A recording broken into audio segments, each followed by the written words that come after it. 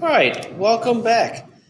This is part 3 of the MS House floor plan. In the last video, we talked about how to insert the doors and windows. And as you can see here, we have our floor plan with all our doors and windows. And let's figure out what part 3 is all about. Okay, so we're back at our instructions, and it says part 3 is adding appliances, furniture, and other items. This is going to make this look a lot like maybe what a floor plan should look like. Okay, so we're going to using some blocks to represent some things like appliances and stairs and cabinets, or in some cases we may be using drawing to do those things. So this may be a multi-part video. We'll see how long the first section here goes. So let's start with some example of what we're looking to do here. Now, I will have to take a blame here and say that there are some items on the sheet that don't look right. And as we go through the video here, this will show me that you listen and that you can follow through on instructions. So let's start with some of the simpler stuff. Let's start with stuff like what might look like to be a washer dryer here. We see a bathtub and a toilet, maybe a stove and a range here. We got some sinks. We got a sink in the kitchen, maybe a refrigerator here. So let's talk about bringing those in first. Okay, so again, show you a couple how to bring them in. So let's start with going back to AutoCAD, and here we are. So in the last video, we talked about using the insert option for blocks, and we're going to do the same thing this time around. However, we're going to be looking at a different deal. Okay, so we don't necessarily have things in here for some things. You can see there are some options down here at the bottom of the plan block for some sinks and dressers and things like that. So we do have some blocks available here, but you may find it kind of tedious looking through here. And generally, on an architectural floor plan, we're not going to see furniture. Furniture is kind of something that an interior designer might do, or the client, the homeowner would worry about later. We're more worried about kind of the large appliances because if I'm going to put a refrigerator someplace, it needs electricity. It might need water. A bathtub needs a drain and water. We might need electricity in certain locations. So these are where we would put large appliances that, again, may or may not come with the house, depending upon which ones we're talking about, but generally would stay with the house when someone would to be maybe move and then a new family would come in. A lot of things that wouldn't move, okay? Now, for this particular activity, you can certainly use some of those things from the plan blocks, but I want to show you another item that we have where we've got these two-dimensional symbols. So we were previously in the plan blocks folder. I backed out one. Okay, so inside the Kraus Theme folder, template files. Oh, sorry, not template files. Block folder, and we're going to look at this 2D sims. Okay, this is a big file we're going to insert. We're going to learn a new command once we have it in. So we're going to open that file. Okay, and I'm going to zoom out a little bit. And again, for whatever reason, we're taking a little while to load that. And once we've got that file, we're going to, again, right-click on it and insert it.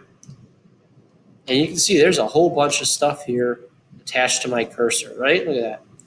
So, again, I zoomed out in space so we could place this big old block file.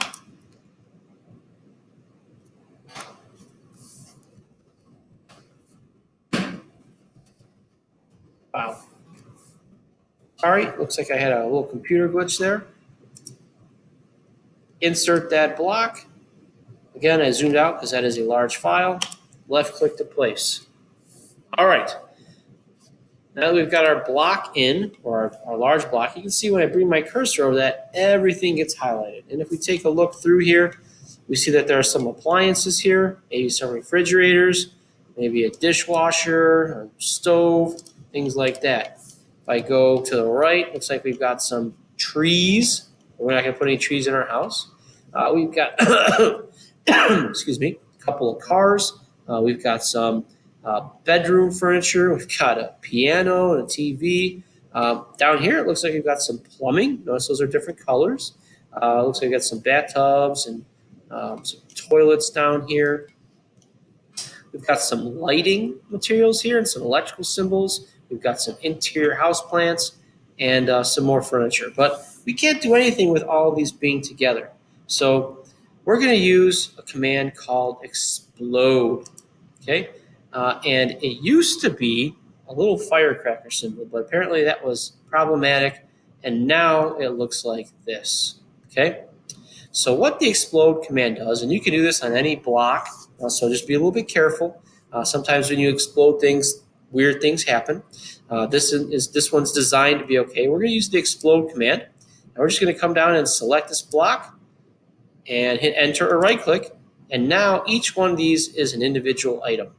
Okay, so you can see each one is now highlighting individually, and so all we did was insert them as one. Then we turn them into something that can be manipulated individually. So I'm going to start with kind of the easy one, which we have right here, which looks like our washer or a dryer. Again, they're physical representations. They may not be 100% accurate, but it gives us the idea to, first off, if this is the size of the appliance or the item that I'm looking to place, it allows me to make sure I've got enough room for it. And number two, again, it allows us to worry about going, oh, okay, that's a washer and a dryer. That needs electrical, that needs gas, that needs hot water, cold water, it needs a drain. What do those things need? Okay, so it allows us to plan for some future drawings. But in order to utilize that, I'm just going to use the move command. Like we did in the last activity, we're going to use the move. We're going to select an object. We're going to select a point to move it from. And I'm just going to kind of zoom and pan and make my way down to the approximate location that I want to use this. Now, I'm going to turn off ortho real quick so you can kind of see what's going on here. And it looks like we want to put these kind of in here. Now, one of the things about this design is we would need to get both of these washer dryer things in here. If that's going to have two of them together, they have to be able to fit in the opening we have here. And that may or may not be possible, but again, we're just kind of going through how to draw things. I also seem to have object snap on. If I use that object snap, it's going to kind of put that object right in the middle there and covering up the wall, which probably isn't 100% accurate.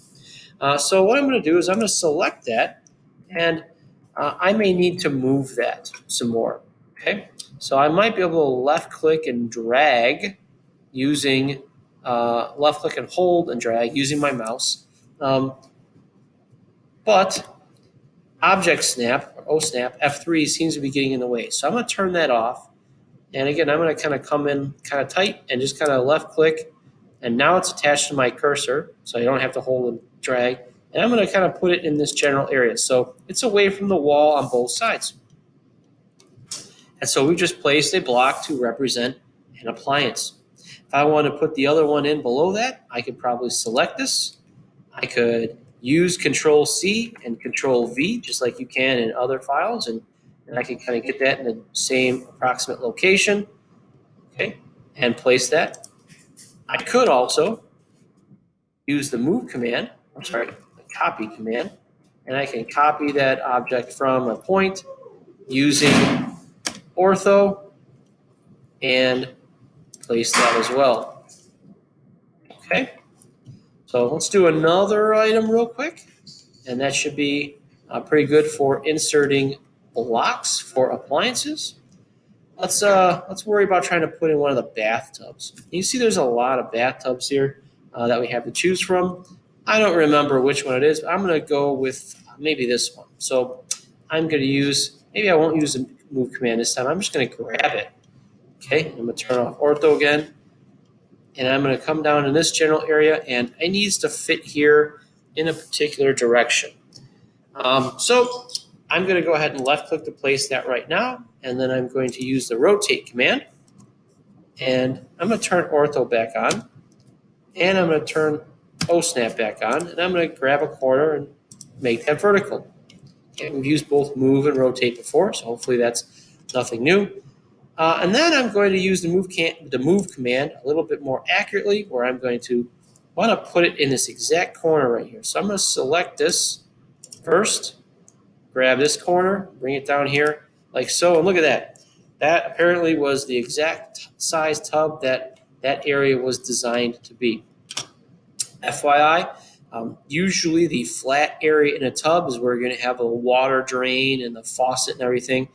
And we usually want to not have all the plumbing in an outside wall if we can avoid it. So we have a wall here. So that's why I placed the flat spot of that on that interior wall.